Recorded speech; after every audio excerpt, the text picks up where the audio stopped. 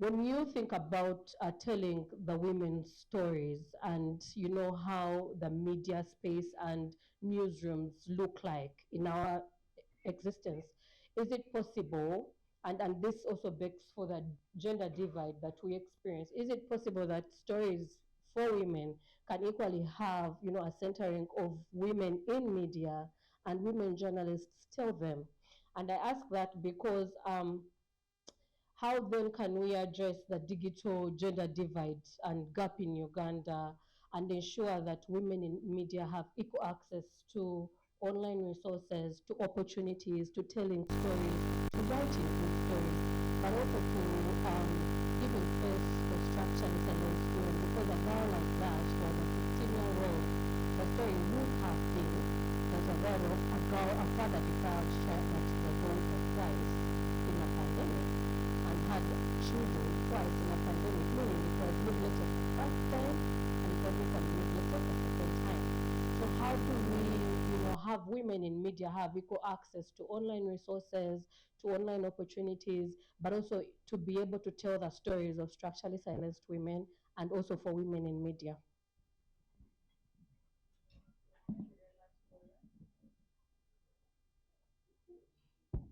Thank you very much, Gloria.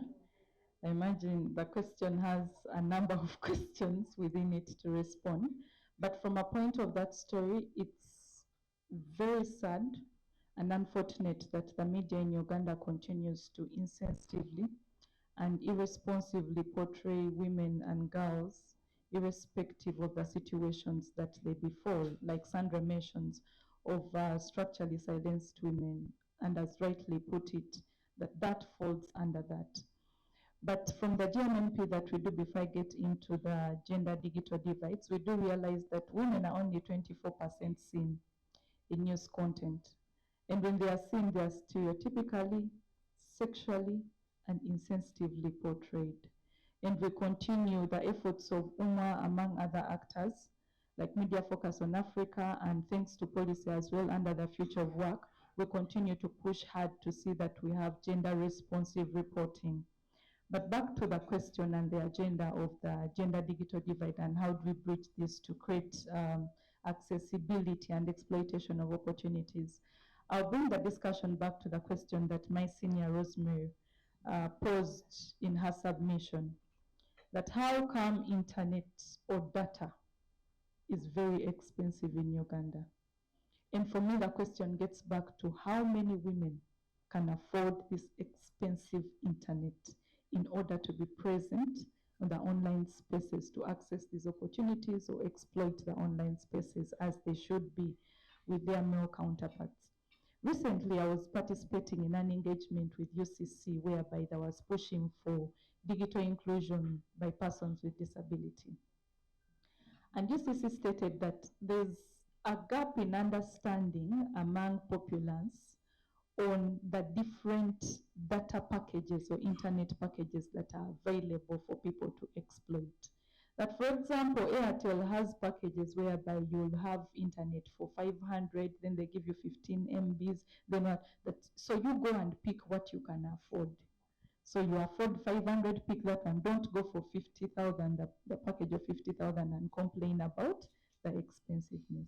But the question is, from the point of view that women will still continue with economic inequalities, how many women can afford the 500 shillings to even get the 15 MBs to be present online? So the ball rolls back to how do we address this? By advocating for affordable and inclusive packages that enable women to have access to the internet. And for the woman in media, the reality is that female journalists still struggle to earn very less. One, generally, journalists earn very little. We earn peanuts. But there's also a gender disparity that women journalists earn lesser in most newsrooms. They are paid less money. And so if I am getting about 250, 500,000 at the end of the month, I have all this baggage of responsibilities that I must foot financially. Where do I get the money to afford the internet, to be present online? And yet, when we realized also from Dr. Emily, there was the point of that news development and deliveries increasingly going onto the internet. So we are having women more digitally excluded from this space, thus having them silent when it comes to the digital news production. And so we continue with women remaining in newsrooms. The physical newsrooms are not contributing to the online news. So the bit is that we should strongly advocate to see the regulator to try to liaise with telecom companies if we can have inclusive internet accessibility. But far from accessibility, the monster poses in capacity to exploit these online spaces. That as women, we still struggle with digital illiteracy. They were speaking of chat GPT, and for me, I felt like the question should be how many women or how many of you here, and then we get gender data, how many women know how to use chat GPT. Personally, I don't know how to use chat GPT, but I hear of it, and yet I am exposed. Now, how many other women out there, women in media, journalists, know how to exploit this? And then the second bit of it is that we need to create trainings, continuous trainings, unceasing trainings, whereby we skill women in media, one, to get to know to use the evolving technologies as they arise. That Twitter, whereas Twitter is very normal, it gets new features all the time. How do women in media get to know that this new feature has come up and therefore this is how I'm supposed to apply it to continue to thrive in this space without any form of threat that may pose? The threat bit brings us to the point of OGBV, which is a problem that shuts out female journalists from the online space. That we need also capacity building, unceasing capacity building from civil society, newsrooms themselves, and government through different programs that Ministry of ICT can bring forth, Ministry of Gender can bring, Ministry of Education in media training institutions, whereby we get courses that train these female journalists that come out on the bit of OGBV. How do you address it when you encounter? Because you have to be in this space. But if you're in this space and you don't know how to navigate the challenges that come with the space, you can't thrive in it. It brings self-censorship, and this self-censorship comes from a point of silence. I will not speak, but I will simply be there to like, reshare, and scroll through the whole day without actively posting or engaging there. Why? Because I am afraid of what insensitive comment is going to come to me, either body shaming me or cyberbullying, that we see many of the female journalists that, and most of the high personalities that we know, how many trailings they get in a day of cyberbullying, that you simply get shocked and you censor yourself because you don't want to be the next rapey or Farida Nakasi being, cyberbullied in the online space. So how do we see that women thrive there and continue to actively participate, continuously train? And this pushes, I am glad to see that DW is here, that can we have programs that are particular to safety and security, online safety and security training, not just supplementary programs.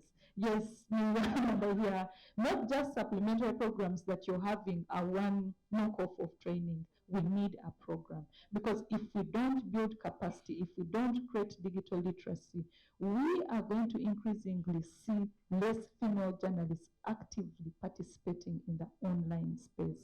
And what will this contribute? Male-dominated news media that we are seeing in the online space. We are going to see stories as such that Trisha was reading, coming onto an online paper or an online media, insensitively speaking about women, and women cannot come out, women in the media in these newsrooms, come out to produce more responsive content. We don't say that men, you are gender blind to being responsive, no. But a woman comes from a more relatable point of view. If she doesn't have the skill, she can't. The new technologies that come up, if I'm not digitally literate, I am going to be left out. I will not know. So I will keep on Facebook, since Facebook has been here from time memorial, and never know how to get onto Instagram, LinkedIn, which is a professional platform that they can access opportunities, career opportunities, and you keep there. But then also ads, earning from the online space. If I don't know how to generate revenue off my online platform, either within my profession of media content development, or in the personal space of what can I do with my platform, since I already have a following from the fact of the fact that I am a journalist, then it is as impossible as keeping in the fear of technology that we are speaking about than the hope that we should be talking about of this. Thank you. And that's quite, yeah, it is quite a mouthful, but very relevant. I want to do a lived experience kind of narrative, and that is why I want to bring you in, Helen. As a practicing media person and personnel, I know on a constant there are experiences of representation that you grapple with. And for me, my question is on how then, what can we do in closing, the gender divide, that digital divide that is present, and what can we do to enhance our efforts? Because yes, DW Academy is doing the trainings on safety. CPESA most probably will give you the resources to read. Policy will come in with the training and consultations. What more can we do to increase media representation for women? All right, thank you very much. First of all, I'd like to acknowledge the fact that there is a very big gap.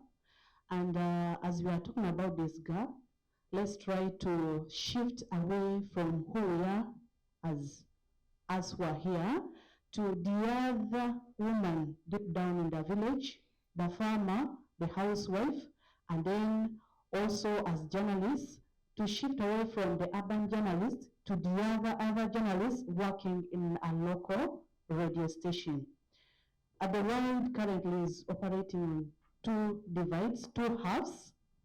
The first half is the digital half, while the other is the non-digital half. So you find that most of the women, majority of the women are falling under the non-digital half.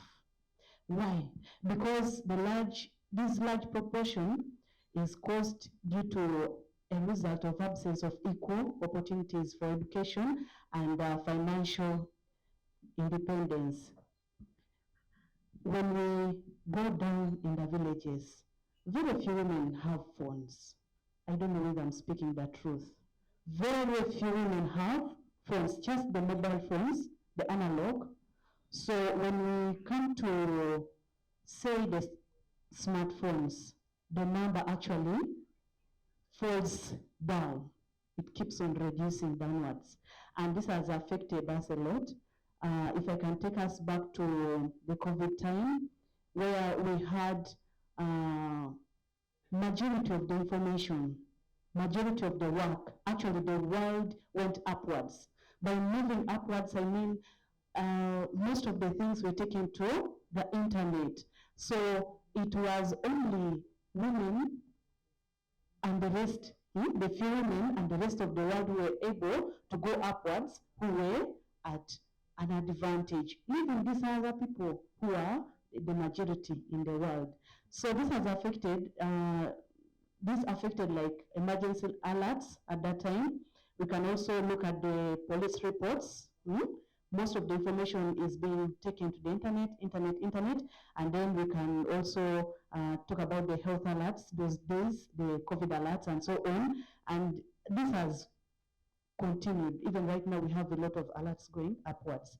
So this has greatly affected the quality of education for our children. Remember COVID time, we had the online lessons. I don't know in this room how many of us were able to take our children to online lessons by show of hand. Okay, it may offend some of us, but personally I couldn't. And this affected such families. They had the will to have their children attend such lessons, but they were not able because internet, first of all, is too expensive. The equipment itself is so expensive, and then also the technology. Maybe the mother can have the phone, she can afford internet, but connecting was also an issue. So this has seen women being pushed out of the workforce. When we come to our newsrooms, because I work in a local radio station, to be honest, the scenario there is not maybe as we may assume for urban radio stations. First of all, you have to afford your own gadget. You have to foot your own internet costs, personally. At the station, yes, you have some advantage, but look at the population there. Maybe we have a few laptops and then desktops with the internet directly connected, but for how long are you going to be seated on that laptop? How much work are you able to produce on that computer and then publish? And yet, if we had access, personal access and cheaper access, we'll do a lot even outside our workstation. So, going to this question, how do we bridge the gap? Number one, make the digital environment safe for women and girls. My sisters have already talked about the cyberbullying online for women. You try to post something there, somebody is just like waiting to attack. The moment you post it there, someone is going to comment on your dress code, someone is going to comment on your hairstyle, someone is going to bring issues about your grades. Esha, I know that one. Share. This one, the one who failed, can you imagine who? What are you producing online? Look at this one also. So such things keep on what? Turning us down slowly by slowly. So, number one, make the digital environment safe for women and girls. Number two, girls' access to education. Girls' access to education. It is a reality.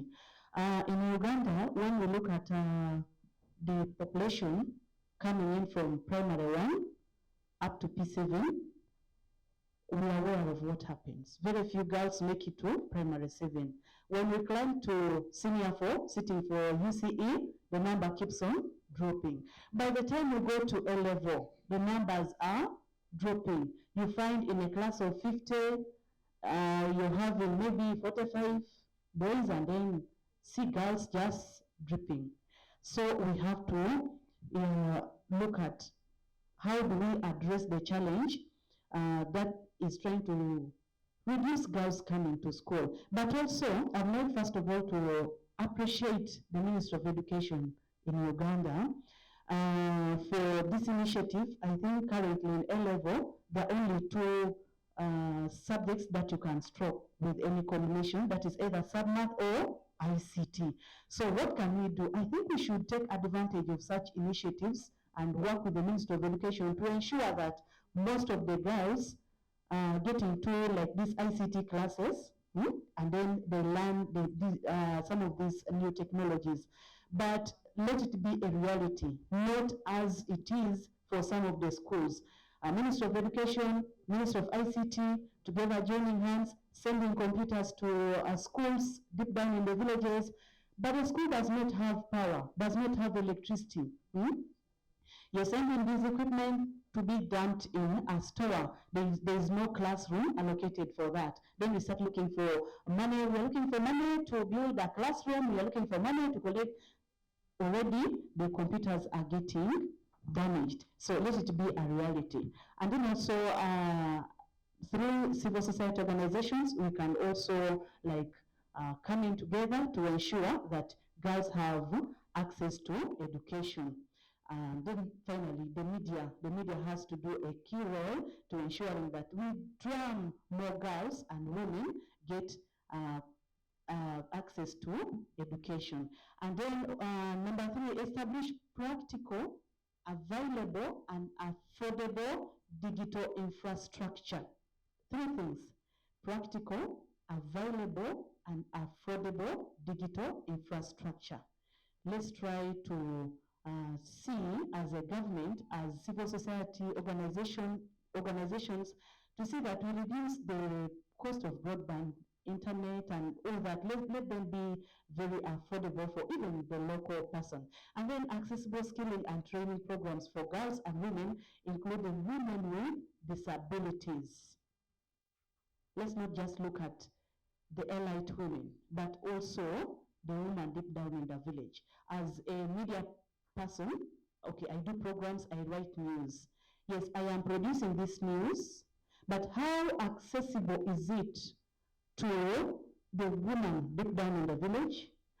How accessible is it to a woman living with a disability? We have to address such challenges. And then I think we can also bridge this gap by establishing more women-led infrastructure providers, because they will provide better friendly support ecosystems. Like if we have these women-led infrastructure providers, uh, trickling down, down, down, up to the villages, I think such challenges of such a story would not be there. For sure, if it was a lady who wrote such a story, I don't think it would be the way it is. So, in conclusion, I think we need to have collective bargaining power through unions and workers' associations for all professionals, not only the media women. Let's try to have these unions and workers' associations like put force together to have bargaining power for women to be safe on the internet, to be available on internet, to be productive on internet, because they are missing a lot. And then also campaigns and advocacy. Campaigns and advocacy. This can also help us. And then finally, increase access to technology. Increase access to technology for all women, especially those in the media, because with these women in media empowered, this knowledge is going to trickle down. Honestly, there is a lot that we are missing from internet as female journalists. There's a lot that we produce, but like what our media houses, what our news takes is just a pinch, but a lot is left out. How about if we give this knowledge that we can use this information to produce other creative contents that can even generate income for us? I think the women would thrive and love being on the internet and make life better. Thank you very much. Thank you very much. And she said something that I wanted to pick up on. I don't know if we have media representation in this room, but when you look at New Vision, it has subsidiaries, it Hope, and it's the imagination that in different places where they are functioning. But yet I wonder if the different, places these journalists thrive in, if they have access to internet, it could be something that media service providers would be able to give their employees access to free internet, most probably access to gadgets. They could own them. You could have a working relationship of making sure that they own these gadgets. But the reality of newsrooms in Uganda today is that there is a little bit of and not understaffing, but the absence of hardware, the absence of a conducive environment for a journalist to thrive, but also to be able to deliver, particularly for journalists up country. I can imagine if I had a breaking story in Arua today, and the only medium I had was my phone, which most probably the quality would not be as good as it would have if I had a little camcorder that I can use at any given time, or any geo recorder. And so the imagination is we can do better. I don't know if the funds and the ads and the sponsors have enough money to invest in that. But I really think part of the conversation is on access and equipment. I want to bring in quite a different angle to this conversation. UNESCO did a report, and it carried out a research and realized that online gender-based violence, and this is in 2020, was that female journalists were 4 times more likely to experience online attacks compared to their male counterparts. And then Policy carried out another research ahead of the 2021 general elections and noted that online gender-based violence against women was at a high of 32. And it included online smear campaigns, graphic imagery, hate speech, and force on female journal and it forced female journalists to withdraw from the public discourse. It silenced them. Today we have one of the people that did that report. And when you think of those narratives and imaginations of online gender-based violence, Bonita, what can we do to strengthen and promote, gender equality and inclusion on the digital media landscape in Uganda today? Thank you so much, Tricia. It is afternoon. Good afternoon, everyone. Tricia is holding me on the spot. Okay, so I think there are several things that we can do, but we need to do them together as different stakeholders. And one of the things, the key things that I noted down that we can do, but also my colleagues have also talked about them, and which also in agreement with a feminist internet in terms of accessibility, affordability, inclusivity, and a safe internet for women and girls. One, I'll start with strengthen gender responsive policies, digital policies especially. Yesterday, I was speaking to a group and we are collecting data again around these issues, the future of work for women in the media. And I was asking them about the policies that we have as a country. If they have any clause that specifically says women, if it is safety online, does it really specify and say women and girls? Is it a general one? And we all agree that the policies are very general. They do not specify. We, as Uganda, as a country, we subscribe to the Sustainable Development Goals. There is a goal for gender equality. In that goal 5, there is a target which talks about strengthening women's presence online.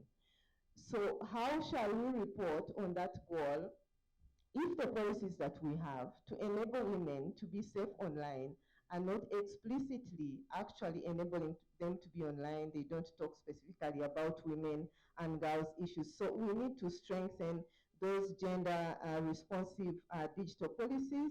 And this we need to look at, to do this, we need to look at the unique needs that women have, that my colleagues have been talking about.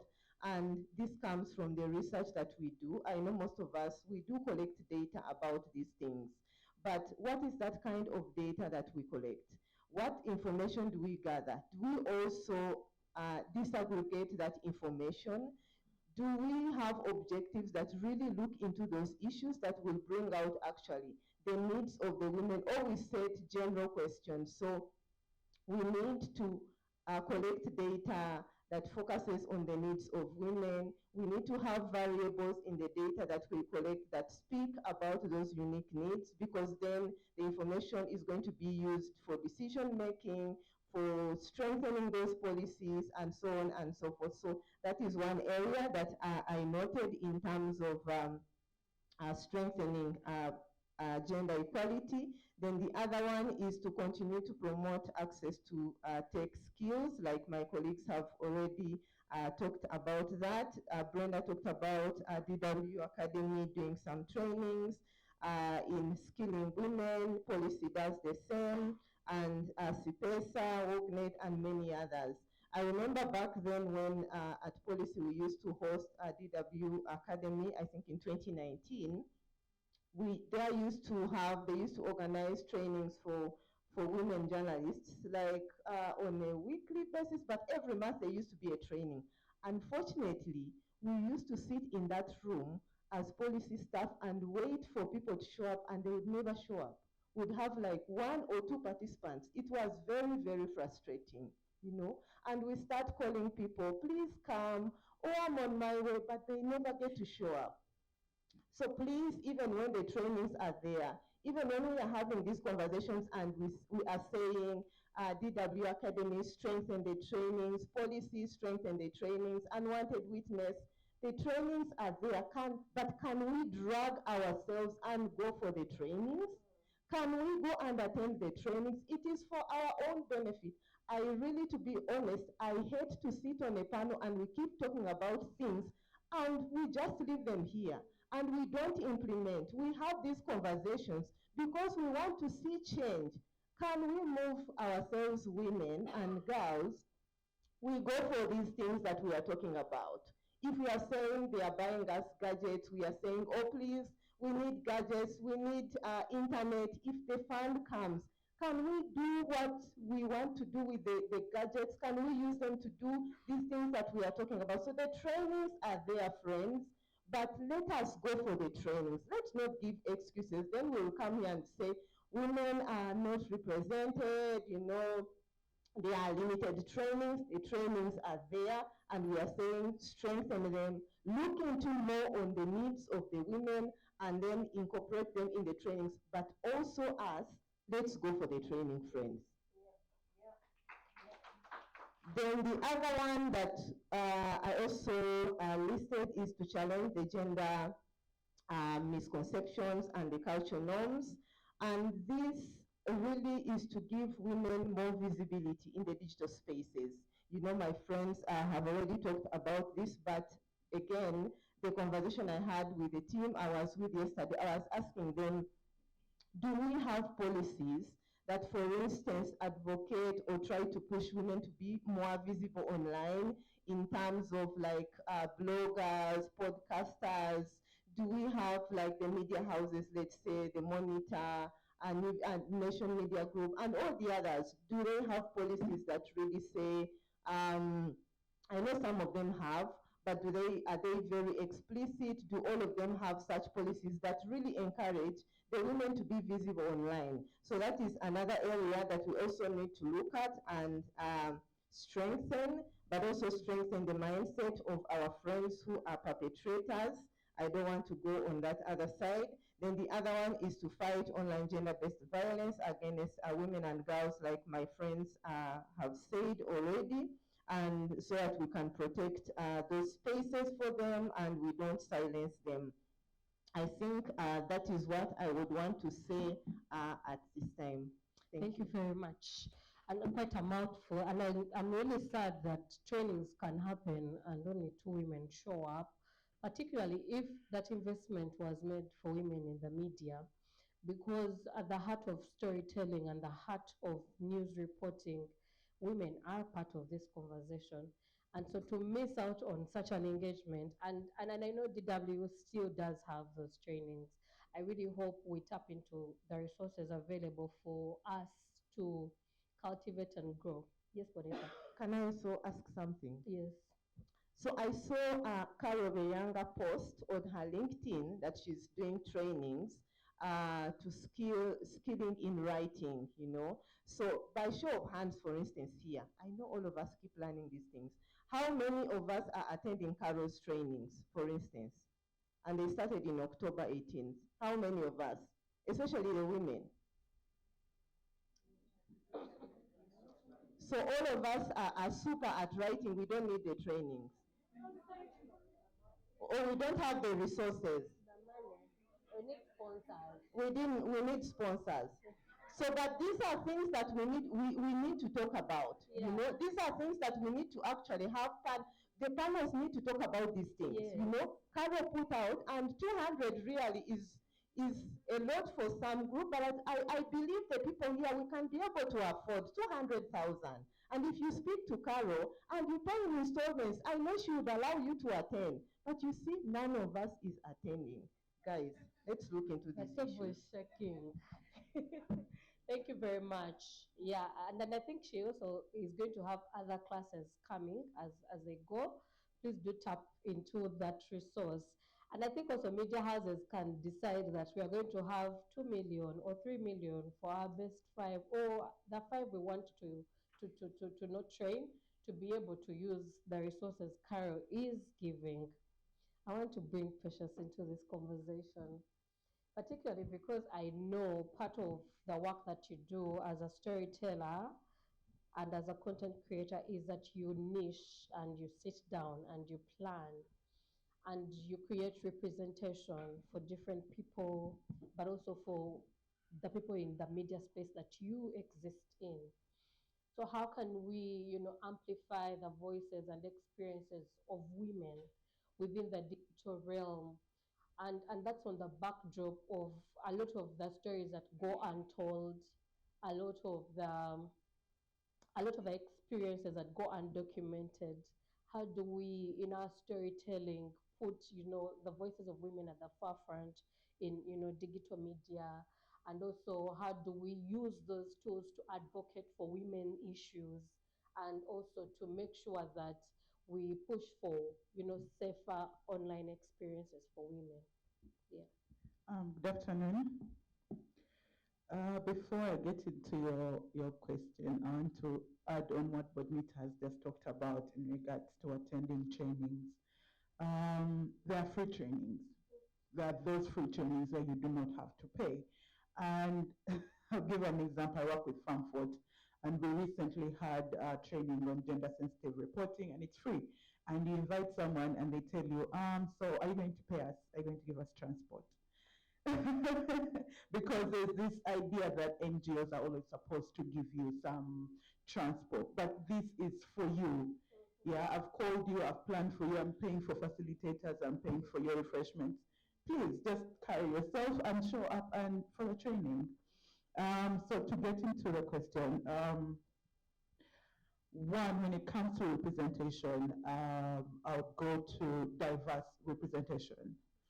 When you look in this room, do we have any journalists who are women living with disabilities? Yeah. Do we have, because at the end of the day, we want to say, okay, we want to tell the stories of women who are living with disabilities. And it's one of the things that we want to hear in these stories, but are they in the room? How am I going to be able to tell their story when I don't know their experiences? Yeah. So when you look at representation, break down those things, that the intersectionality, like yes, we have journalists, we have men and women, okay, but we also have queer journalists. Yeah, you're writing a story about the Anti-Homosexuality Act, and you're interviewing a pastor. Why don't you go and interview someone who has outrightly said that they are queer? Yeah, and they've been fighting this. Why don't you go and you're writing a story about sex workers, but in your story, I do not see anything about maybe women living with disabilities who are sex workers, and they are there. Yeah, so that is representation that we do not see in the stories. That the stories are there, yes, but there are those women who we are not seeing in the stories, because you imagine a lot of the time online, people imagine women with disabilities are not sexual beings, and a lot of the time they're just fetishized, but they are there and they're doing the work. So how do you bring them on the table? Um, Another thing that I would like to bring out is utilizing the digital platforms. In the last, I think, after the lockdown, we've seen a lot of podcasts by men who are misogynists, the Andrew Tates of this world, the Kevin Samuels and whatnot, and they have a huge following. And these platforms make money from us. Yeah, because you see the ads, you go on Facebook and you see the ads, you go on Twitter and the ads are there, they call it X now, but I still refuse to call it X. You go on Twitter, you go on Instagram, they are making money from us. And the Africa Tax Administration Forum is working towards taxing them, right? But how can we also hold them accountable and see that they are not suppressing our voices? Because the one thing that has been constantly being pushed is that Black women's voices, especially on social media platforms, are not really amplified. A lot of the time you do not see their content. It's usually white men and then white women and then some Black men, and then like you get, so there's a hierarchy of the content that you're seeing. How do we hold these platforms accountable? If our governments are trying to tax them, how do we also hold them accountable? Because they're pushing narratives that are dangerous to women.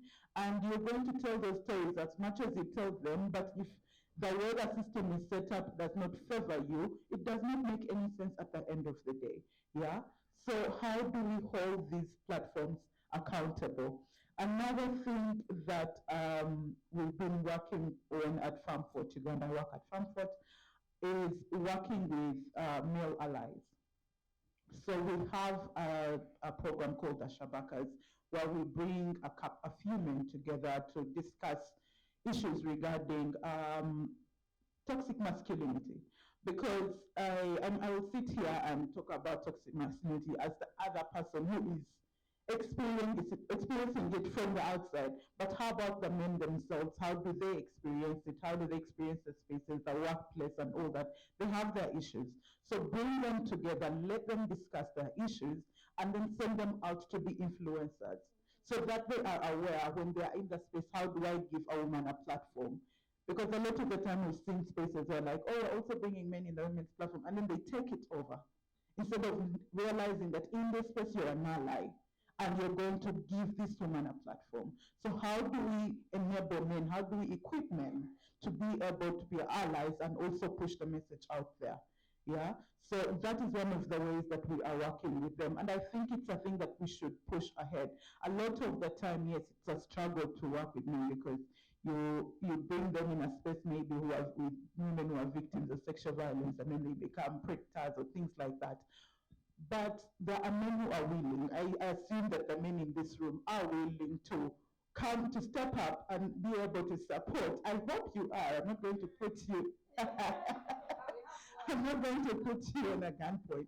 But I assume that you're in this space because you're willing to learn and offer that. So how do we equip men to be proper allies without just saying, without just retweeting our content? Yeah. How do you amplify? How are you also going to tell the stories? Because we look at platforms like, and I'm going to call them out, Galaxy. Yeah.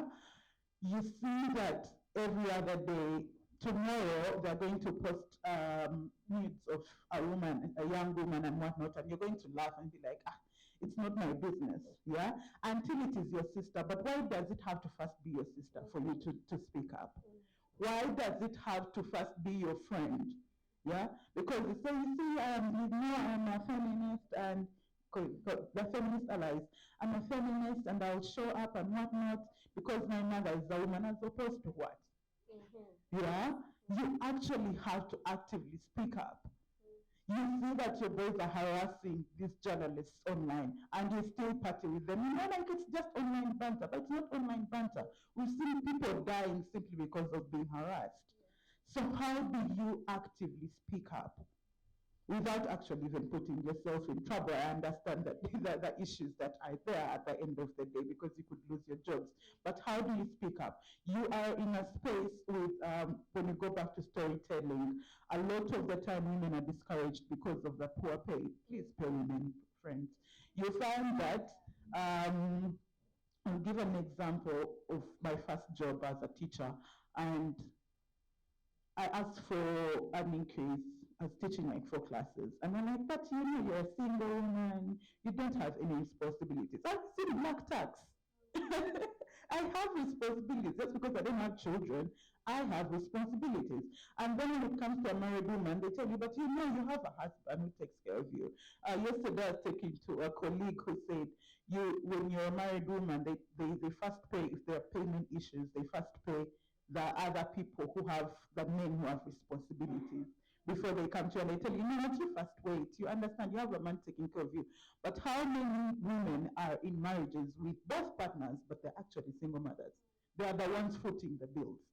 Do I have to first tell you my problems for you to be able to pay me equally? Yeah. You find that content creators, women, I've been in spaces where an agency, you tell them, I want you to pay me 2 million. And like the other guy, we have the same followers, everything is the same. And I'm probably going all out to do photo shoots, to do video shoots of the content and give you good content. And they call you bitchy and they call you, you know, you're very difficult to work with, you're asking for too much. And they blackball you in the sense that agencies talk to each other. It's like how media houses talk to each other. So you become the difficult woman. So tomorrow, will I be interested in creating the content? You get my point? So if you're a man and you're in that platform and you know you're in that space and you see a woman being actively pushed aside because, you know they're going to take off you, speak up. Don't wait for it to be your sister. Yeah? Because if you're saying you're a feminist ally, feminism is the radical notion that women are human. So you have to be very radical with that and say, I'm going to speak up in that space. Another thing that I would like to say in regards to storytelling would be providing accessible means. a lot of the time, I feel like I'm constantly going back to people living disabilities because they are really rarely seen in spaces. You find that you have video content, but it does not have sign language. Yeah. How sure are you that I don't have a hearing problem in this room? Yeah. Have you asked? In the forms that people apply for, do you put there if people have disabilities? What accessibility platforms are you trying to do to bring them into that space? Another thing is that ALT text thing that is usually on image content, on text content for people with visual problems. I am in media, I'm in storytelling, but I do not know how to use it. You get my point. So how can we learn to say, how can we learn to support people like that? How can we learn to use the existing tools that are there, which goes back to the issue of training. And I feel like a lot of my sisters here have shared about that. That let us train even in those things. You need to learn to see women away from all the labels that they put on us, because they might call me a slut today, but they're going to use it on you tomorrow. Yeah, and take away that label and see who I am, the things that I struggle with, and how you can help me. We've talked a lot about the issue of policies and the laws, like the cyber harassment, I think act. I don't know if it's an act. Cyber crimes act. Yes, yes. That act, I remember when it was being tabled and all that, NTV interviewed me on how on what I thought it was going to how it's going to help the community. And I think it's a good thing. But is it really created for you and I? That tomorrow, for instance, we've recently seen some girls being harassed and their videos of sex tapes being posted online. And then you see people, MPs and people in power, religious people, also harassing them. Yeah? So is it really there to protect us, or it's there to protect the politicians? So let us educate the women who are in places of power on how to use such tools. That the law is there, but is it there really to protect you? And if we're creating communities to safeguard us online, because I think that's one of the things that I've learned. I keep going back to women with disabilities because I've worked with them. And they usually create communities where if you are being harassed, you report, and then they tell you, okay, you can talk to this lawyer, or you can take these measurements, or you can block this person. They teach you how to do that. So how can we create communities that are educating women in media, but also women at large? Because you're not just a woman in media, you have other things that are going to be used against you. Your sexual life is going to be used against you. Everything you do is going to be used against you. So how do we create platforms or communities to hold each other in moments where we are being harassed online, in moments where our stories are being used against us? That you're telling a story and the story is sex for marks. What do you mean? Like, it's not sex for marks.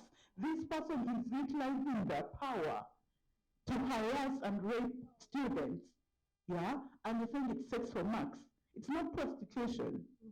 It's not. That's not the idea here. This is a man who is taking his power to actually say, okay, I have this power, I can take away your education, I can give it to you.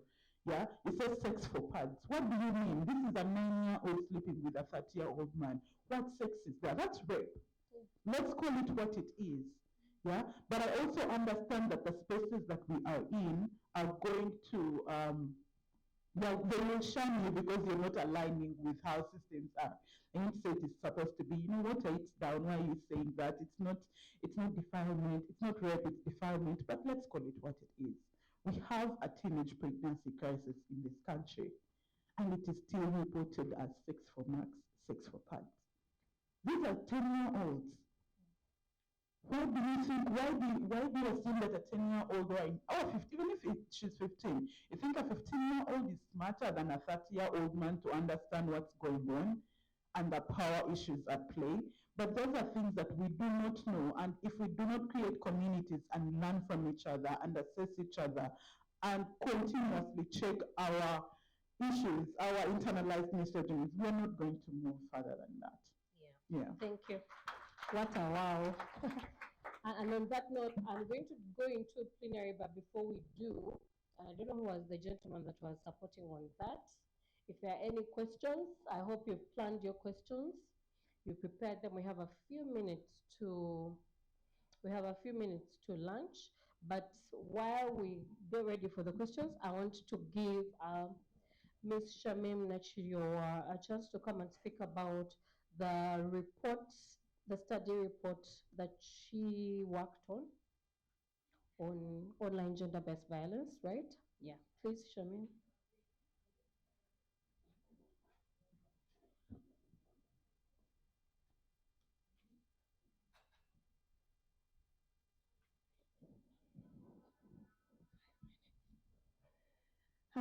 Good afternoon. It's quite challenging to come after this amazing panel and all the discussions. My name is Shamim, the moderator said, and I work with DW Academy. And I'm here to present, of course, we also don't have a lot of time, so I will be very short and sweet, for lack of a better word. So I'm here to present a study report that we commissioned last year, or that we launched in September this year. But before that, I'll give a brief overview of where we were coming from. So in 2018, DW Academy initiated a project called Women at Web. We've been receiving questions of whether we've had any interventions when it comes to digital safety for women. So Women at Web is a DW Academy initiative that brings together organizations from across East Africa, that is Uganda, Kenya, Tanzania, and Rwanda, who are collectively working together to enhance women's rights and visibility online, of course, tackling some of these issues that are affecting women, like online harassment, cyberbullying, to mention but a few. So striving for a safer and more inclusive online environment for women. And to achieve this network of organizations, I was focusing on three priorities, and that is advocacy at both national and regional level, to create or raise more awareness on online violence against women, and also equally promote solutions. And secondly, training and counseling on digital literacy, trainings on digital literacy, digital safety, and digital resilience, to especially affected women, like women in politics, women in media, women in fashion, students, to mention but a few. And also, lastly, research to better understand the problem. And this is where we're coming from. So in the course of the project, we also realized, or it became clear that public perception on online violence against women was not ending on online spaces, but media continues to play a very vital role when it comes to setting the agenda, but also influencing public discourse. So we, to investigate how media in these four countries reports on online violence against women, we commissioned a comparative study in 2022 to examine how media covers over incidences. And I'll briefly share two key findings from this report. Of course, the report featured 13 case studies across the region, looking at 137 stories from 77 media outlets. And one of the key finding was that in most cases when over incidences are being reported about, they're trivialized by most media outlets or journalists. So several factors indicated that these incidents are seen trivial by the media, including their low priority placement. For example, you would barely see a story on an OVO incident make it to the front page. Yeah. For most media outlets, they would actually rather publish them on their digital platforms. So you would barely see them appear in the bulletin or, in the newspapers. And of course, inadequate verification of evidence, which you will have a chance to also see highlighted in the report. And of course, miscommunication of the gravity of OVO. For example, 82% of OVO stories in these 4 countries were not on the front page. And in one of the case studies, media tries to downplay the seriousness of OVO. So it's either placed in gossip shows, entertainment. I'm very sure we've all come across this, or presented with satire. In one of the newspapers, I will not mention the name, but I'm sure you're very familiar with this particular story of about 3-4 years ago of a member of parliament who was being harassed by a grown man. I'll emphasize that, although the media was portraying him as a young man, 25 years old. He's old enough, yeah? And in one of the newspapers, the journalist was referring to the victim as an elephant, and to the perpetrator as a hunter, a brave hunter, quote unquote. So yeah, basically, women are there to be hunted. It's what I got from this, which is quite appalling. And of course, the second key finding is sexualization of victims. This has also been re-echoed by the panel. So many media outlets focus their coverage on sexualization of victims, particularly in cases where intimate images of victims have been published without consensus, which also diverts the audience attention to the severity of the crime. And of course, this has also been realized how I think one of the panelists was trying to share the terms that are being used, For example, leaked nude pictures. No, it's not. Yeah, it is not. It is sharing, unconsensually sharing my intimate images. It is not leaked nude pictures. Whatever the case, however you got them, you are sharing them without consenting with me. So language also plays a very huge role on how media covers over incidences. And of course, there's so many findings, which we will later on get to see. I also see they've shared the QR codes where you can access the full report. And one of the recommendations, of course, in line with the findings that the research team came up with was proposing a series of interventions by various stakeholders targeting media practitioners, like reporters and editors, also women at risk of OVO. We've also stated this category. And above all, digital platform reporters and editors. So the recommendation for, and of course, policymakers, for media practitioners is recommending comprehensive capacity building. DW Academy, like also shared by Miriam, is already doing this with this network of organizations. We're providing trainings, digital literacy trainings, digital safety, but also digital resilience for women who have been affected. Because, of course, we also, the research studies that we have conducted, so many women are pulling out. We've talked about access. Not so many women even have access to internet, and the few that have are pulling out because of, being violated online.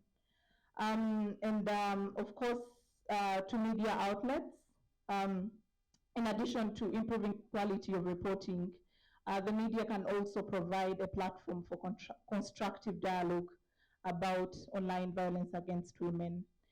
This in turn will create, of course, more awareness of overall, and also to civil society organizations and NGOs, capacity building for women. DW Academy, yes, is doing something, but we still have a huge gap of women who are digitally literate or even have skills on how to safeguard themselves online. So civil society organizations and NGOs still have a very huge role to play. And they can equally partner with government to support, one, the revision of laws. I also heard from one of the panelists, I think from policy, looking at the revision of policies that promote the safety of women online. And of course, training on the effective investigation and prosecution of online crimes. Again, DW here has worked with some police stations in Kampala, training them on this form of violence, that it's actually a crime, because previously victims would be the ones that are held accountable instead of the perpetrators. So yeah, I will not take up so much of your time. I would like to welcome my team, Miriam and Jonathan, to, oh, it's already unveiled. Okay, so, okay, all right, thank you so very much. Please get a chance to read the report, and to the journalists here, please let us check ourselves and our ethics. We are talking about the future of journalism, and this report is showing how we are covering over incidences, and it's quite appalling, to be honest. And also, like one of the panelists said, yes, we see these cases and we just look on because it's not happening to me or to someone that is close to me. But why should we wait for that point? It begins with us, and let's start now. Thank you so much.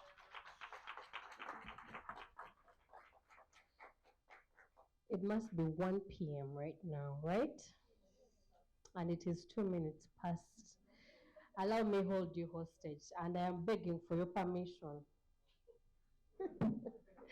Not that I'm good at that, but are there any questions that we have? Can we take, and please, I'm very deliberate on having women speak on a women panel.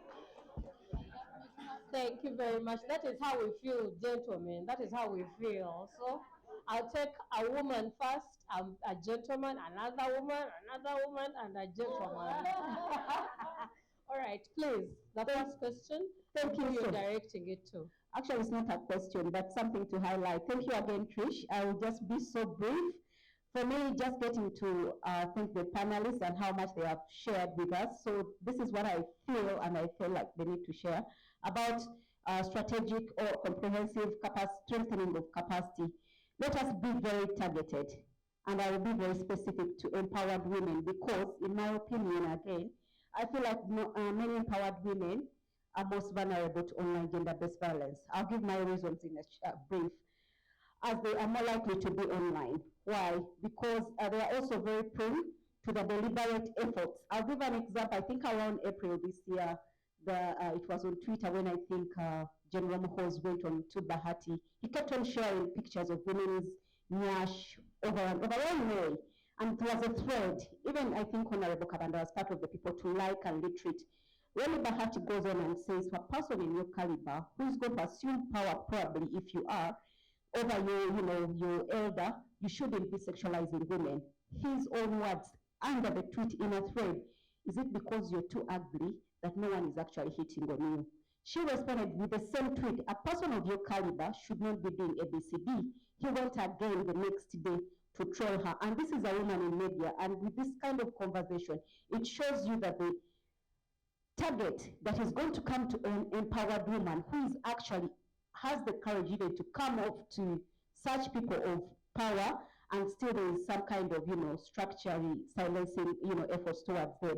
So why do we think that we need a strategic, advantage or effort in this regard? Three things, Trish, allow me. So it helps to give an opportunity to many women and people who look up to them, yeah, in a way that it's a strong force. I wrote down these notes when we were giving that point, because empowered women are easy to mobilize. It is very easy to mobilize, not to forget that when I see Remy Bahati up there, there are people we look up to in this world of work because they are in positions of power and they can influence. Secondly, empowered women are easy to skill and retool, especially now. They can afford the gadgets since we have an issue of access. So if we get a particular target of people who can go before, then they can work as mentors to the rest of the people. And they can work as a multiplying factor. And lastly, we need to tap into this strategic force or this particular advantage where we can contribute to skills assets, tools, and resources to enable them fight, to dismiss and change the narratives and the status quo, as well as influence opinions, decisions, and policies and regulations. Thank you. Thank you very much. Give me a gentleman. And then there's a lady here. Thank you very much. The women, you see, we love to hate them. They're very controversial people. This particular topic is, I feel it is very academic. I feel the moment we leave Golden Tulip, we will forget. Yeah, we'll just, What is the question? we'll just, I'm giving you. You see now you're starting to bully me now. John, I am praying that the next media conference, you bring something about media and culture, such that we have these conversations while putting them in context. Putting them in context. Please, relax, I'm coming. I also think that one of the biggest problems to women is women. She has just said it. The empowered women there, they are the biggest problems. I understood it the way you say. This is how I understood it. Stop you there. Allow me to stop you there. Let me make my point. Allow me to stop you there. I moderate this space. Allow me to stop you there. Let me make my case. Allow me to stop you there. Please pick that microphone and I'll let you know why. Then how are we going to defend when we cannot speak? How do we defend women when we cannot speak? Ladies, So how do we defend you when we cannot tell you where the problem is? I need to tell you where the problem is so that I can defend you when you're not there. allow me to stop you Isn't there. it? Allow me to stop you there. So how do I defend women in spaces where you are not, and they cannot be allowed to speak? Allow me to stop you there. Someone. So let me make my case. Please. So I want to think that one of the biggest problems in the spaces I've attended is the women themselves. Someone mute that mic. Okay? For me, that is what I think. And this is the reason. Someone mute that Let me make my case. Someone mute that No, let me make my case. No, let me make my case. We are here to make, unless you wanted this particular segment to be attended by strictly women. No, you were very disrespectful Okay? to judge. I'm not. I'm giving my opinion. This is my opinion. Okay? This is my opinion. Please hand over the microphone. Thank you. Let me bring this house to order.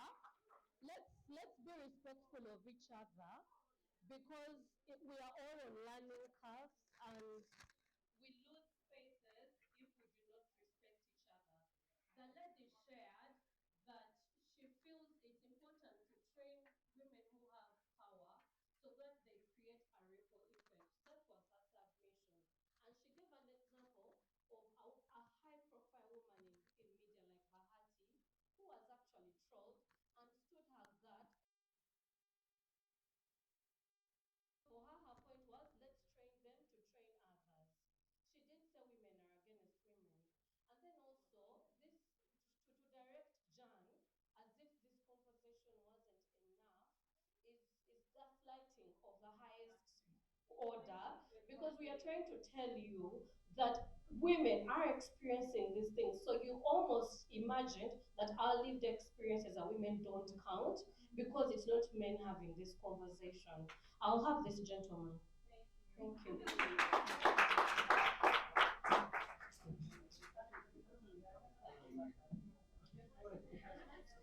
Thank you for affording me this opportunity. I can assure you I'm not going to cause controversy.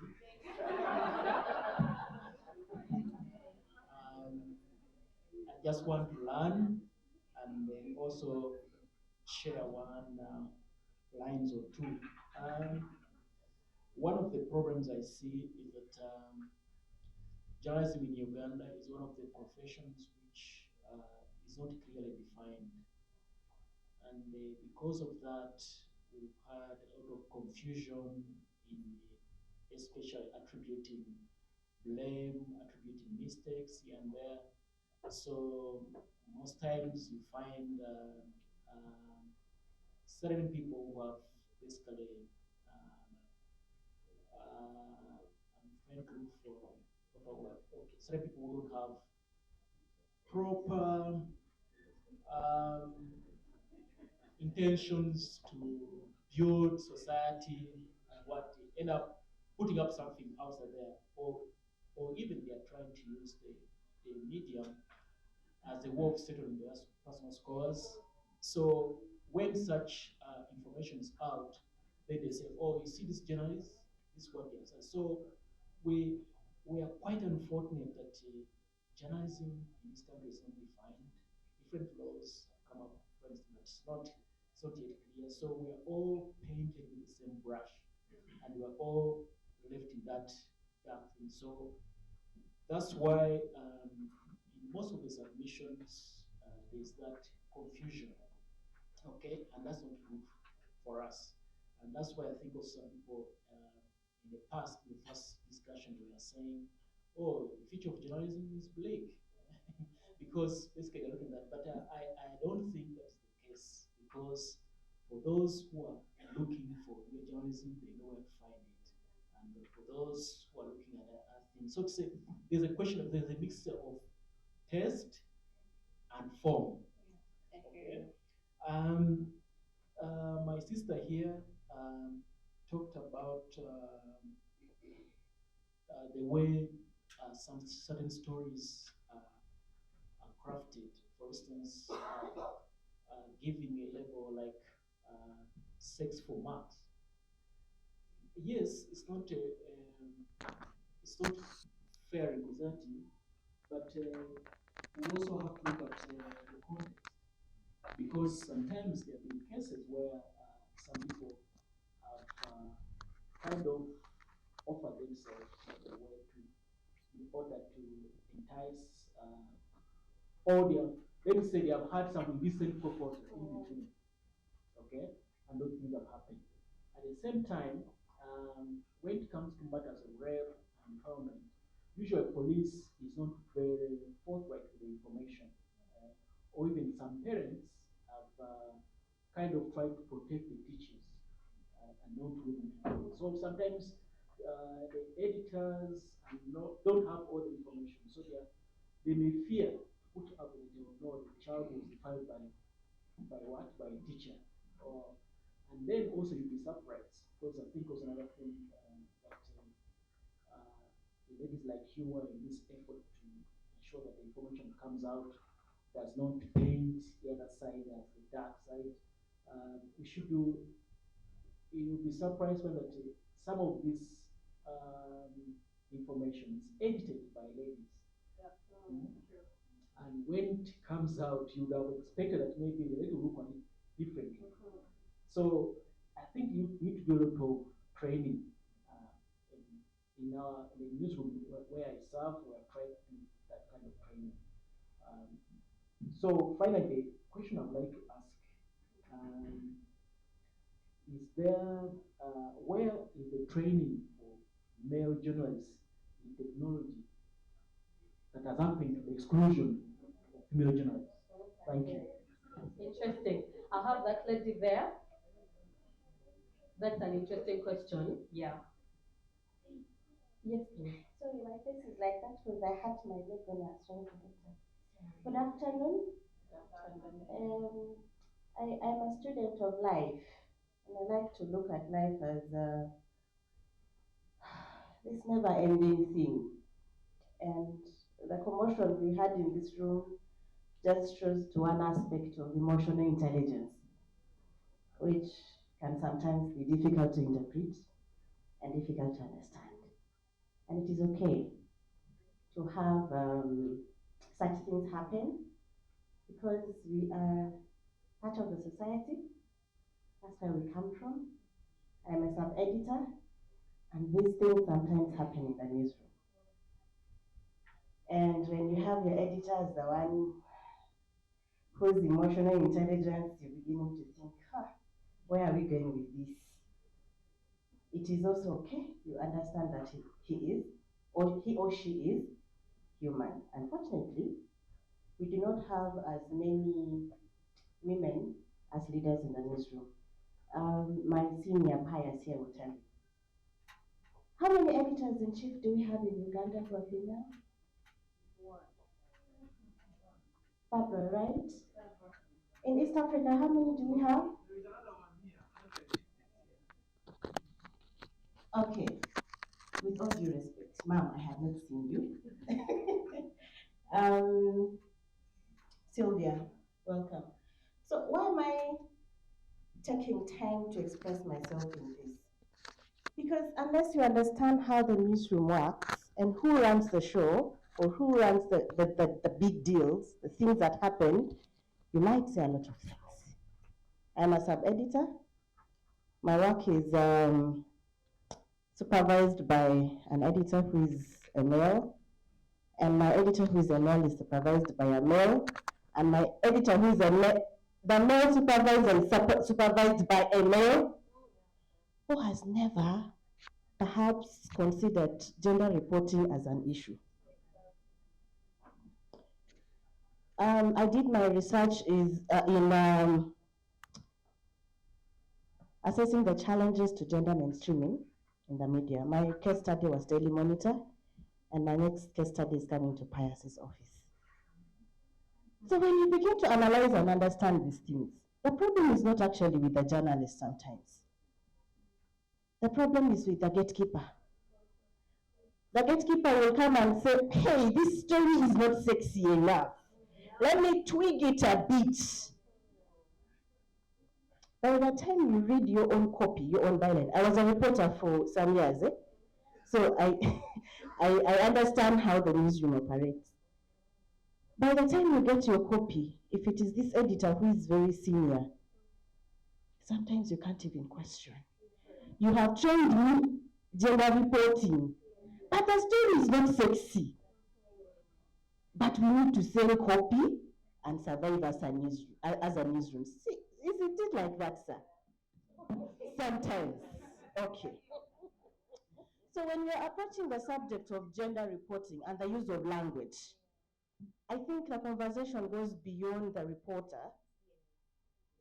The conversation goes to the owner, and the conversation goes to the editor. How do we engage these people and have them in these conversations? A lot is happening with journalists, the field reporters, which is very good and necessary. But the critical decision maker is not part of this conversation. I don't make decisions. So what miracle can I do? I can only write, give copy, then run back to my editor. For instance, if it is Mr. Pius, I go back the next day, I say, but sir, this is not what I wrote. Sometimes they apologize and there is a correction page and all that, but the damage has been done. Perhaps the next person won't read the correction. And then the court cases. We have court reporters. Can court reporters also be trained in gender reporting? Because in the courts, things are said the way they do it as professional, judiciary, in their section, whatever they are doing.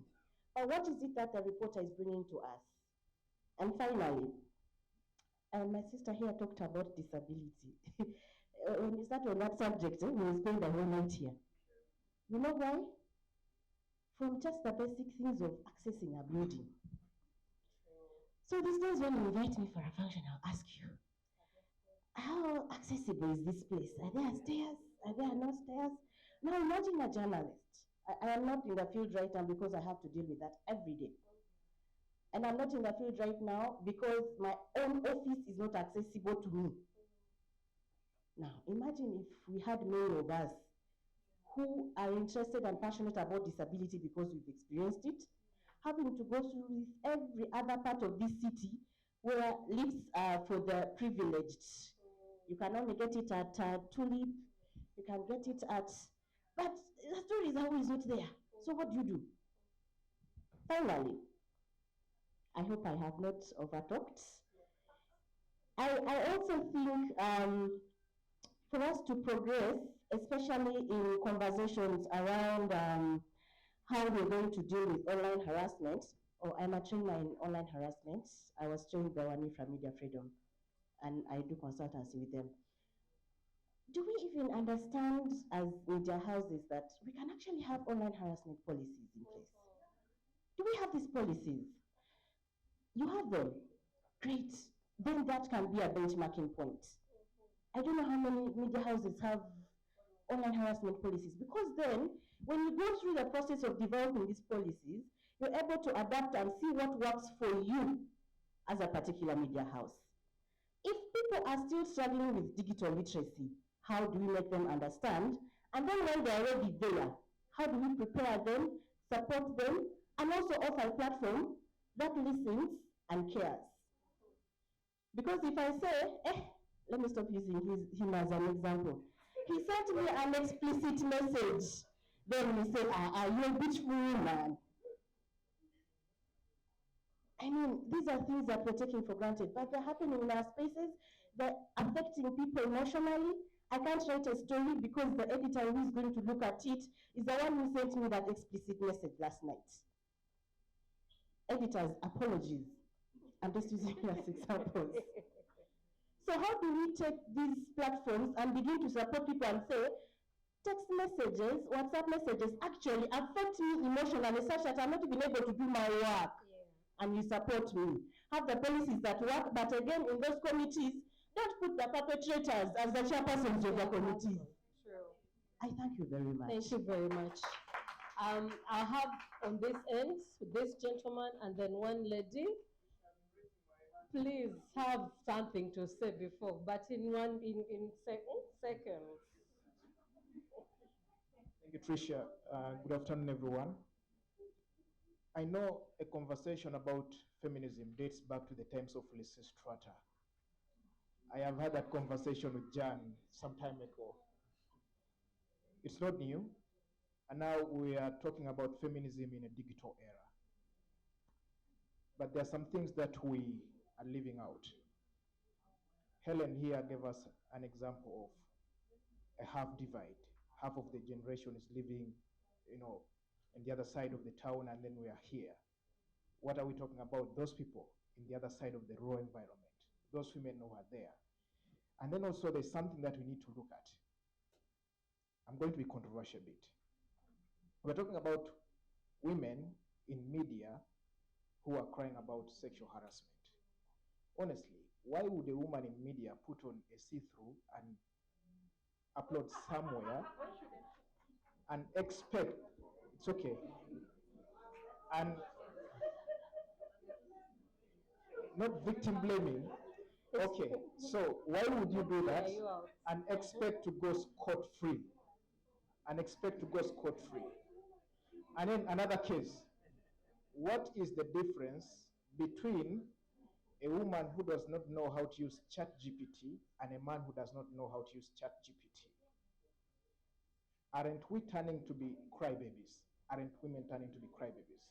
Me, I wanted to go back to the conversations of Lysistrata times.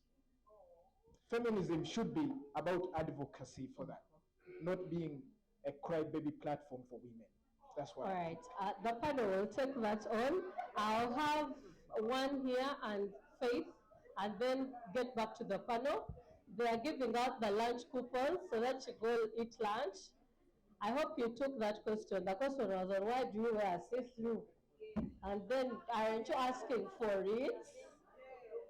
And then the other question was on what's the difference? And I think it also begs to what Pius asked earlier on. What difference is there in a man that has no digital literacy training and a woman that also has no digital literacy training? Is there a difference? It also begs for that. I think that's why also ChatGPT is. Is there a difference in these two human beings? Uh, Thank you. Thank you very much.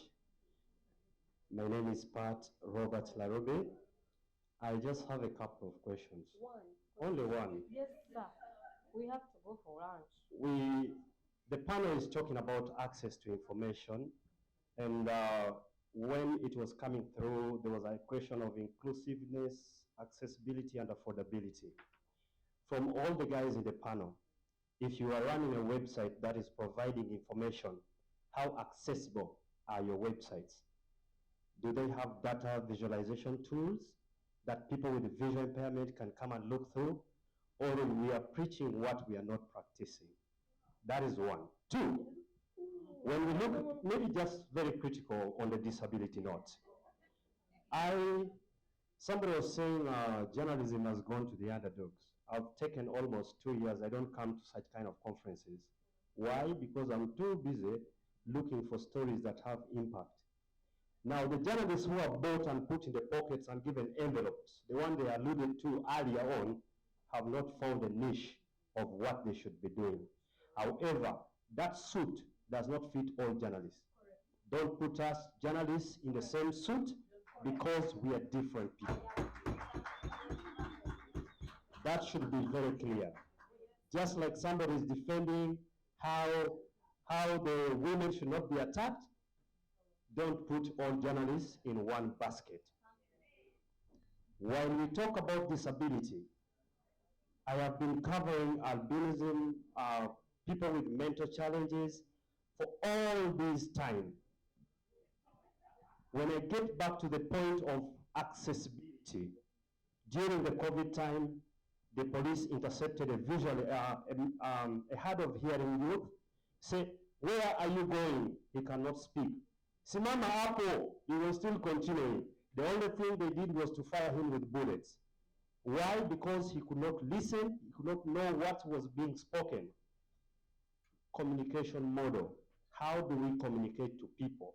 Imagine if I came to this room and I am hard of hearing. I can't get what you're saying. There's no interpreter here. How do you assess my needs? And if that is not critical, we are talking about access to information as of now. Let's go back to the subscription. Newsrooms are putting the subscriptions because they need to make money. You will not stop them from that. If they put the paywalls because they have to make money, or you have to pay something small for them to make that money, how are we going to overturn the table? Will your policies serve this? Will our discussion serve this? What is the civil society organization doing to turn around the revenue collection point vis-a-vis access to information? If we give the answers to this, and then we'll be speaking reality. Otherwise, speaking from the abstract, we will keep on talking and nothing will change. Thank you. Yeah.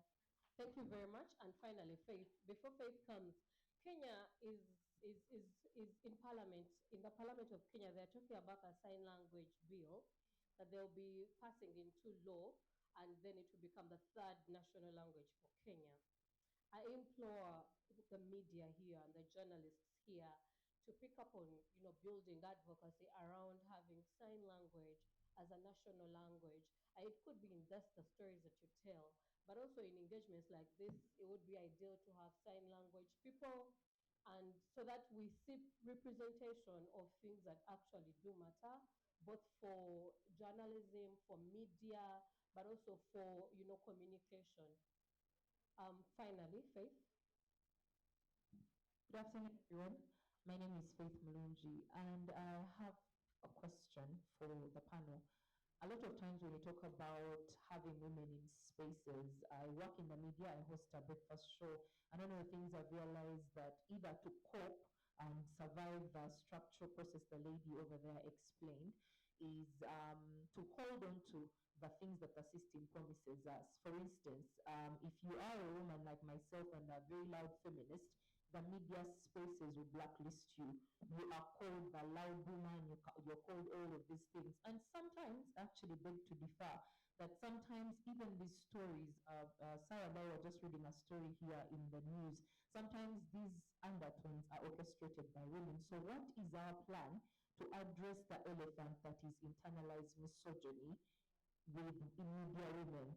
We see it that a lot of women perpetrate these ideas, they perpetrate these ideologies under the lie that the system will protect them. But when the system comes back to bite, suddenly they remember there is such a thing as women's rights. So what are we doing? What is the way forward, to address internalized misogyny? Maybe the last question to the room is, why do we come for conversations like these if we're going to live as closed-minded as we came? We sit here, we are journalists, we are meant to inform people, but we come in with our closed minds. People are explaining, giving lived experiences. We've just received a report, and you are going to walk back out there and do the same thing that you're saying you are being trained. How different are we from Boba men on a stage? I'll give it back to you. Pick up on most of the questions were to Pet. Pick up on the questions, and then we close and go for lunch. Thank you.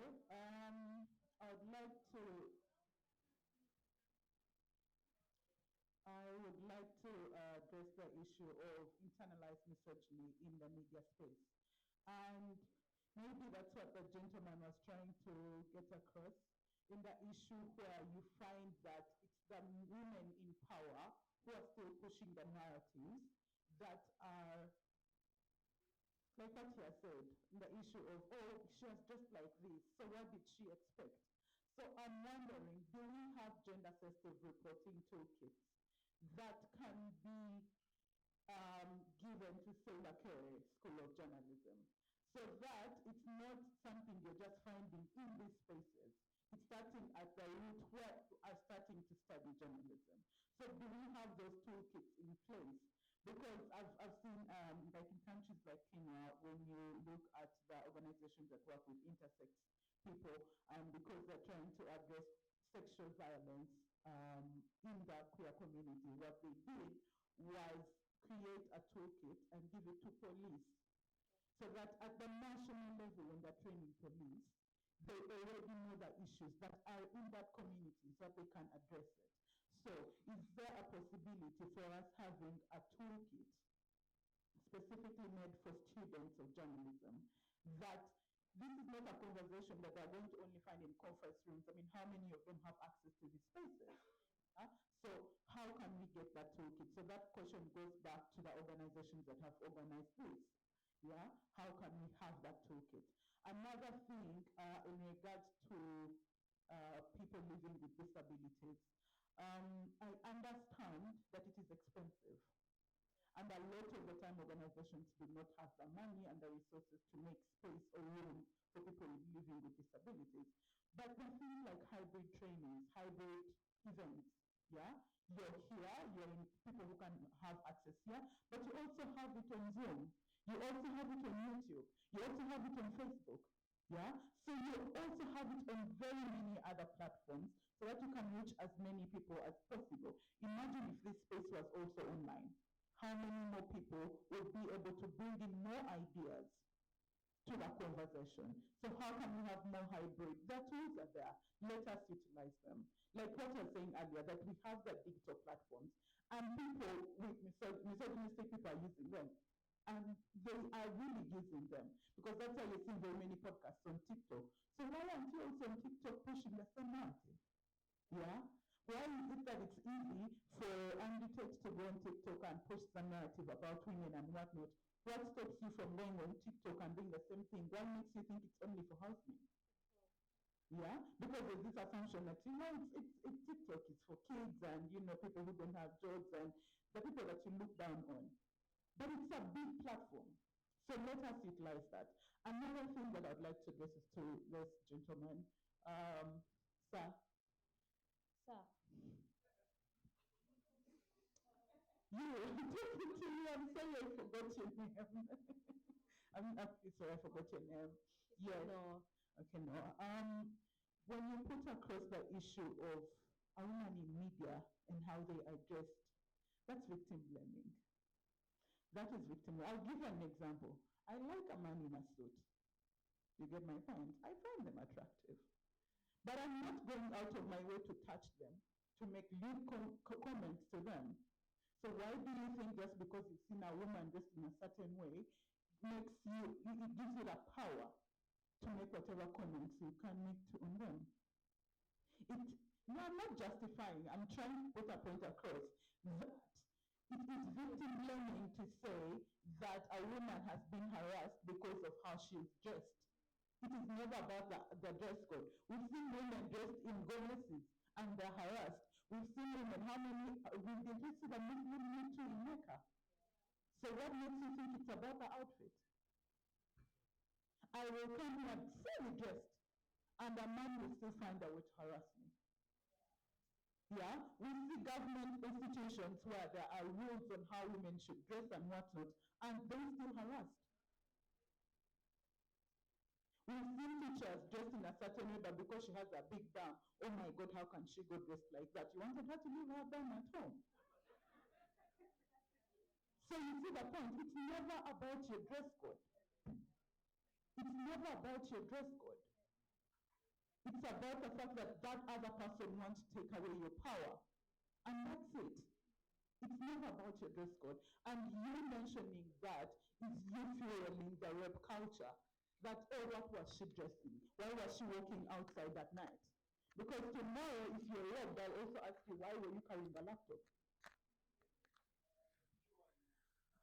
We are going to lose the other questions. Let's pause that. Let me give Helen to answer to, I mean, what does it mean? And then I think I really appreciate that point that Pius put across.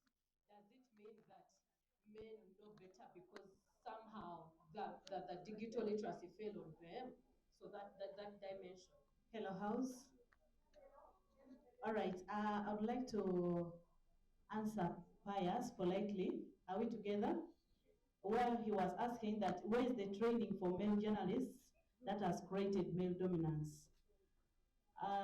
To be honest, I don't think there is any school on earth that trains the males eh, in a different way from the way they train the female. We are all trained the same way, in the same classes, same content, but I request that we put on the correct lens. You see those specs that you're putting on. When I put on them and look at this bottle, we'll have different images. Am I right? So let's try to put on the correct lenses. There are so many issues that are limiting women from reaching the level where men are. I remember yesterday I suggested again in her session where there was a question somehow related to this, and I said that, you know, when we look at women, the way we think, okay, it is very right for us to say, but who is stopping you from having a smartphone? Don't you earn a salary? Can't you afford? How much is your salary? Can't you afford a smartphone? But that is rude. We have to go to the grassroots to understand why is she not able to afford. In my submission, I mentioned somewhere that this is as a result of financial non-dependence of most of the women. Honestly, you're my husband. You've given me Kameza, the money for food, maybe say 10,000, and then I decide to pick 1,000 to buy data on my phone. What would be the response? What would be the response? And yet you who is giving me the 10,000 has extra 5,000 to buy GBs for your use the whole day. I'm depending on you. What responsibility am I shouldering as a woman? Yes, all of us wish to be there. Thousands of women are there, but we have to be considerate of this other woman that is in our back. I don't want to miss to mention the issue of the mindset as we are going out of this place. I think let's go with this mindset that we need to push a lot to see that we lift this grassroots woman to go up. To the other half that I mentioned, the digital half and then the non-digital half. Let's pull more women go to the digital half as much as we can. Thank you so much. Bonita, conclude this matter for us. Thank you so much, Helen, and I'll just add my voice to what she has said. I think let's go back to the basics. Let's look at these things, you know. Why are most of these things, like the trainings we are talking about, why are they focusing on women, you know? They are disproportionately affected by these things. What causes that? Let's go back to the basics, and we know, and we get to dig deep and understand why all these programs are focusing on women. It is because of the significance of these, the prevalences are high for women, the incidences are high for, you know, ABCD, XYZ. So let's go to the basics, dig deep, and understand why these things are the way they are. And to add again to what she has said, let's focus on the women from the grassroots. Yesterday in our conversation, we had someone who is from Karamoja area, but most of the things which we're talking about digital, she was like, we don't access, we don't do this, we don't do this, you know, we don't do this. So let's focus also on those areas, the policymakers, the government. Someone said they are working for the government. Please tell the government that the people in Karamoja, where they are implementing other programs, they need to access internet. They should strengthen the internet connectivity there in addition to other things that they are doing, because we want our women in Karamoja to access the internet and be visible online, share everything that they are doing online. Thank you very much. And thank you very much, my panel. I want to end with a note of, I don't want to borrow anything other than government entered this conversation. And I think going forward, we need conversations where we have representation from government, from media, from civil society, from the people that they're representing, so that, you know, there is a stakeholder kind of engagement that we have. Conclude this matter for us, Brenda. In a snapshot, where do we go from here? I think you have portrayed it clearly. We need an intersectional approach to these issues. All the reflections that have come from the audience clearly point out that we need all the actors to get into the room to talk about some of these issues. Very keen to it. I need to emphasize that there's context to these issues that we are speaking, and the context is called gender and media, or gender and development.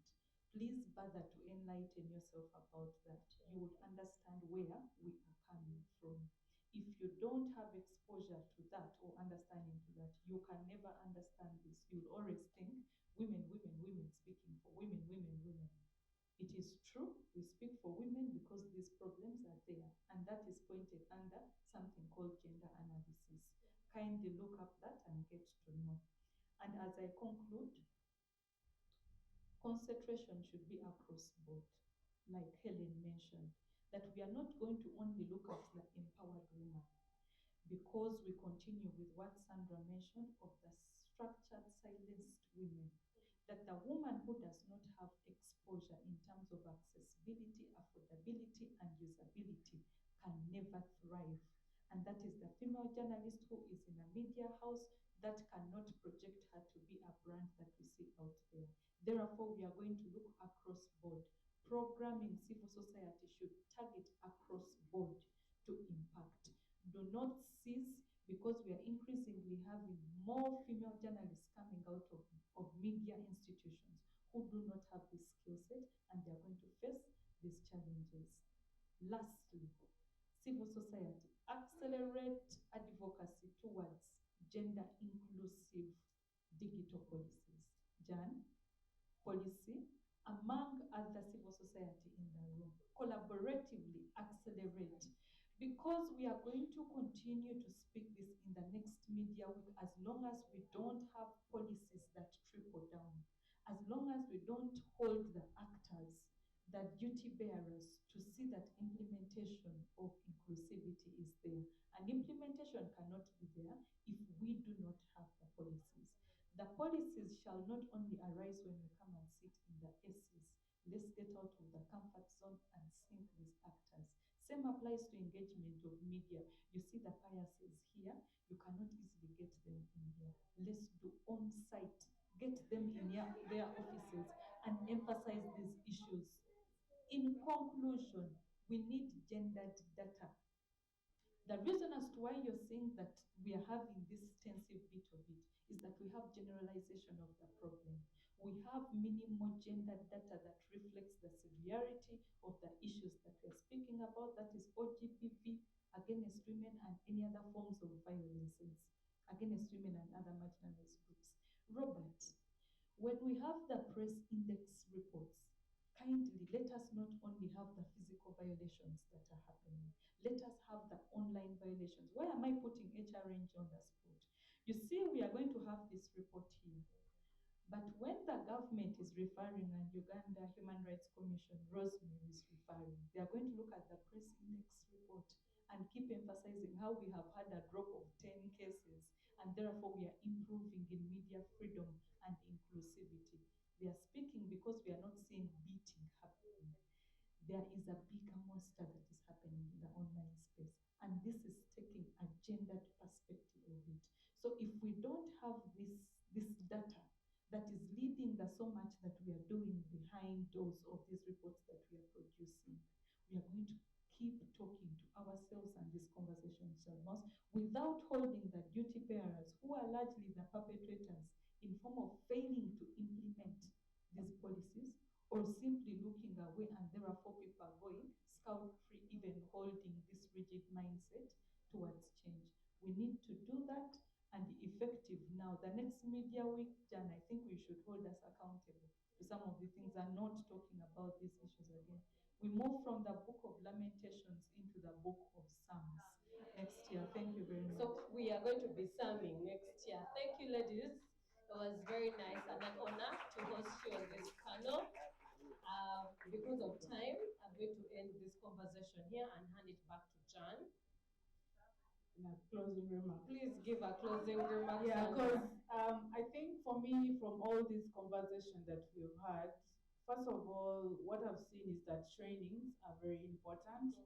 And for us as Women of Uganda Network, we, of course, we're talking about the physical and the online.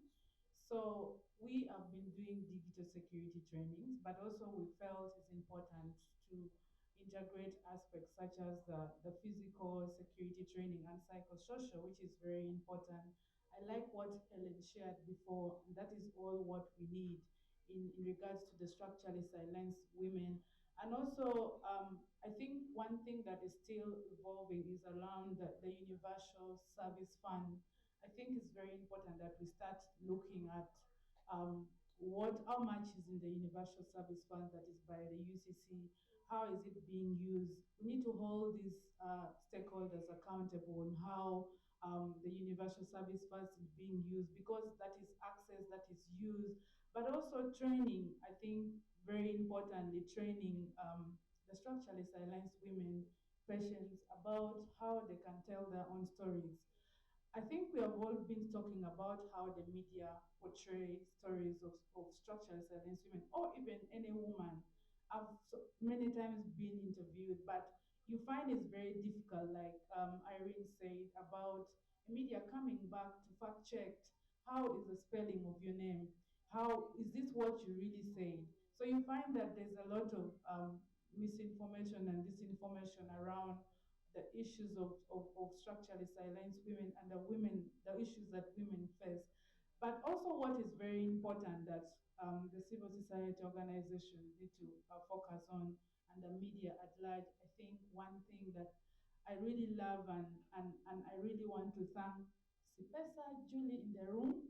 I think I was trained around the Universal Periodic Review, and this gave me an idea to be able to focus on what is the country doing in regards to being able to analyze the state of human rights violation in the country. recently there was a shutdown of the UN Human Rights Office. Now we have the Uganda Human Rights Commission here.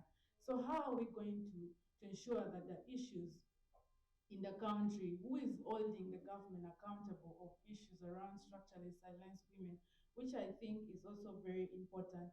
But also, I think that it's very important that we are the media people here. We're talking about a feminist internet.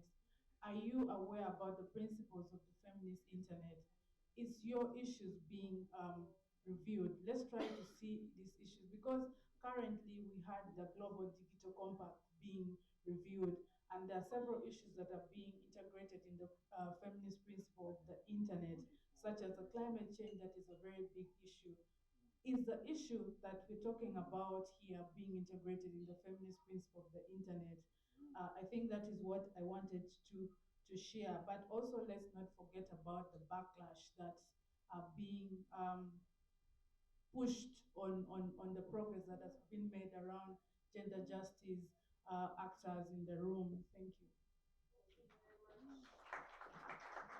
Thank you. I think that's really clap for our dear ladies for our work well done. And I wish to state that I am Sami. I left Lamentation in 2019. The question about women in media is that why should we even have them? That was the first. So we are making progress. Why should we have them? They get pregnant, then after you give them leave, then they come back again, pregnant again, then they, those were the questions. And they were genuine, by the way, right? The principle is that we may not have to agree, right? But we need to make some steps forward. So from that point, I am so pleased. I feel like, wow, we have moved. We saw, we had to demonstrate it, you know? Sometimes beyond argument, you have to demonstrate it. We had to demonstrate it, find the media owners, wherever they are, we tell them that, you know what, the women actually count. It's good for journalism, it's good for content, it's good for business, right?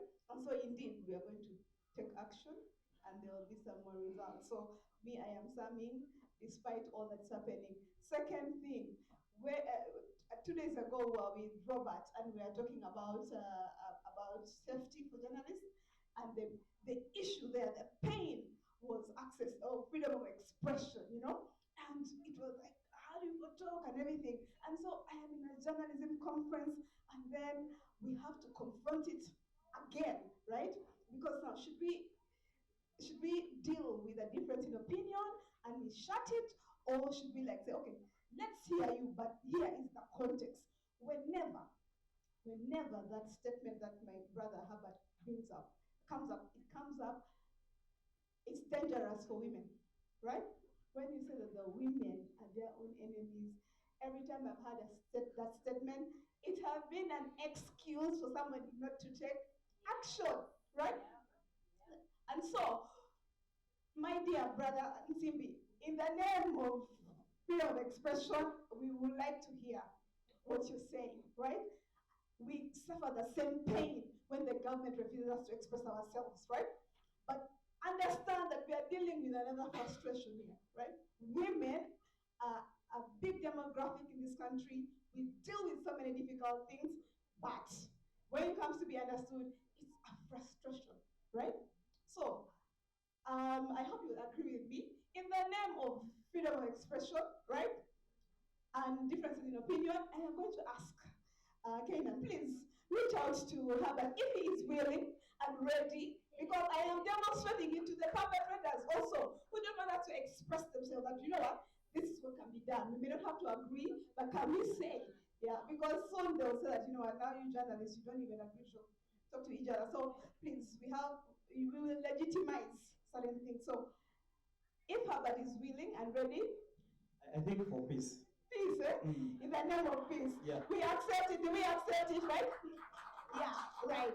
But the principle is, I think the ladies meant well, and it's a real struggle. I told you how we started from should female journalists exist, and here we are. So I think it's a good time to move forward and actually talk this out during the lunch hour. So thank you all, and see you back shortly as we talk about public service delivery, and then next we talk about AI, we'll talk about AI again, and then we'll talk about public service delivery. So let's hurry to lunch, and I'm here, friends. I hope you feel my pain. No, no, no. What time are we returning? Coming to 2. So let's do, can we agree? What, 30 minutes? 3 p.m. 45? Consensus? 45 minutes? Yeah? 45, and we are back here, and then we'll proceed.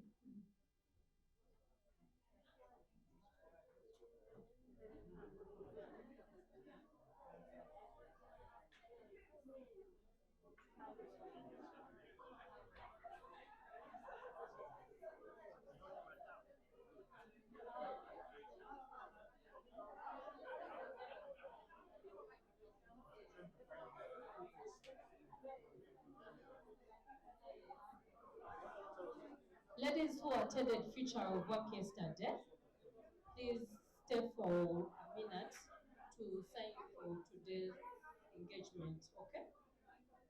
The ladies